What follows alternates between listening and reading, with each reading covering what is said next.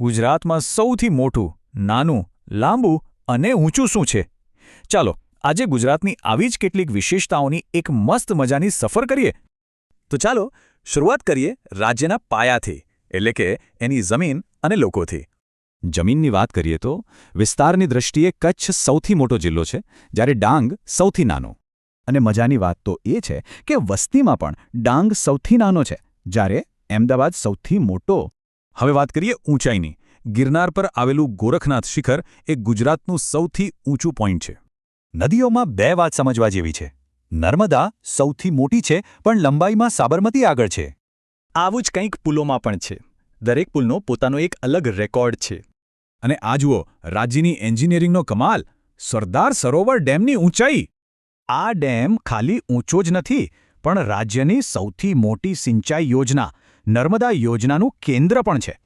પાણી પછી હવે વાત કરીએ પરિવહનની. શરૂઆત કરીએ સૌથી મોટા રેલવે સ્ટેશનથી, અમદાવાદનું કાલુપુર. અને હા, રેલવેની જેમ જ સૌથી મોટું એરપોર્ટ પણ અમદાવાદમાં છે.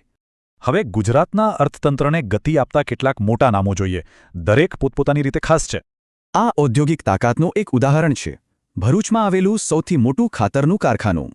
ઉદ્યોગોની સાથે સાથે ગુજરાત પ્રકૃતિની જાળવણીમાં પણ પાછળ નથી. ચાલો જોઈએ બે મોટા કેન્દ્રો. પક્ષી પ્રેમીઓ માટે પણ અહીં ખાસ જગ્યા છે. ગાંધીનગરના ઇન્દ્રોડા પાર્કમાં આવેલું સૌથી મોટું પક્ષીઘર. કેટલાક શહેરો તો સંસ્કૃતિના હબ બની ગયા છે, જેમ કે વડોદરા. અહીં બધું જ ભવ્ય છે.